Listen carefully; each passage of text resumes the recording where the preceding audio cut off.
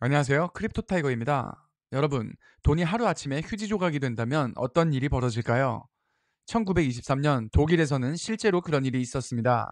사람들은 아침에 받은 월급이 저녁이면 절반의 가치로 떨어지는 경험을 했고, 물건을 사려면 현금 대신 바구니채 지폐를 들고 다녀야 했습니다.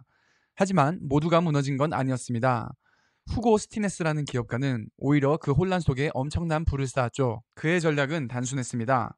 가치가 폭락하는 화폐는 보유하지 않고 은행 빚으로 기업을 사들이며 수익은 금으로 태원되던 미국 달러로만 받았던 것이죠. 오늘은 이 독일의 사례를 통해 지금의 미국과 한국 상황을 살펴보고 왜 코인이 중요한 대안이 될 수 있는지 이야기해 보겠습니다.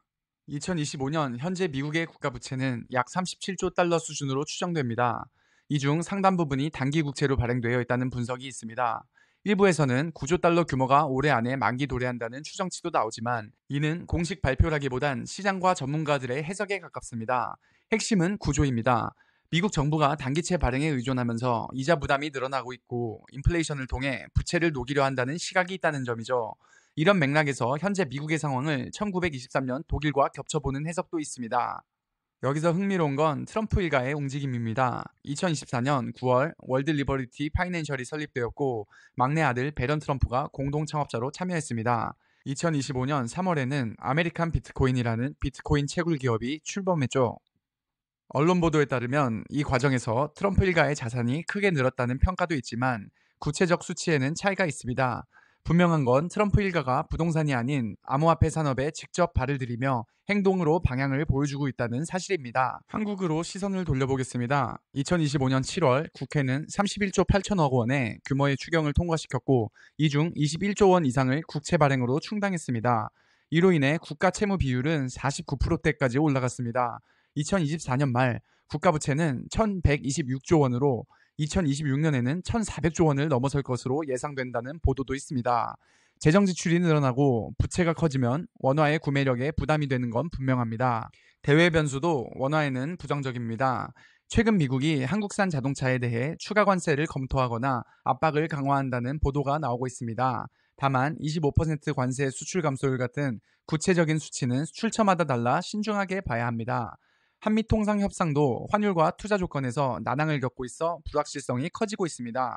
이런 상황은 해외 투자자들에게 원화를 굳이 보유할 이유가 줄어든다는 신호가 됩니다. 그렇다면 우리는 어떻게 자산을 지켜야 할까요? 스티네스는 당시 달러와 실물 자산으로 위기를 버텼습니다. 지금 우리는 여기에 하나를 더 선택할 수 있습니다. 바로 비트코인입니다. 중앙은행이나 정부가 발행하거나 조절하지 않기 때문에 누구도 임의로 찍어낼 수 없습니다. 총 2,100만 개로 제한되어 있어 인플레이션에 취약한 기존 화폐와 다릅니다. 계좌 동결이나 자산 몰수 같은 정치적 법적 압력에서 자유롭습니다. 인터넷만 있으면 전 세계 어디서든 송금과 보관이 가능하고 은행 시스템이 약한 국가에서도 안전한 가치 저장 수단이 될 수 있습니다. 화폐 가치가 흔들릴수록 희소성과 독립성을 가진 비트코인이 오히려 자산을 지키는 역할을 할 수 있습니다. 즉, 비트코인은 단순한 투기가 아니라 현대판 디지털 금으로 기능할 잠재력이 있습니다. 여기에 스테이블 코인, RWA 같은 옵션까지 활용한다면 선택지는 과거보다 훨씬 넓어졌습니다. 한국은행은 올해 성장률 0.8%로 전망했습니다. 저성장, 재정 지출 확대, 대외 압력 이 세 가지가 겹치며 원화는 약세 압력을 받고 있습니다. 실제로 원 달러 환율은 작은 충격에도 크게 흔들리고 해외 투자자들이 한국 자산에서 빠져나가는 흐름이 감지되기도 합니다. 그렇다면 달러는 어떨까요? 일각에서 미국 상황이 과거 독일과 비슷하다면 달러도 위험해질 수 있다는 지적이 있습니다. 실제로는 2025년 상반기 달러 가치는 주요 통화 대비 약 11% 하락한 것으로 분석되기도 했습니다.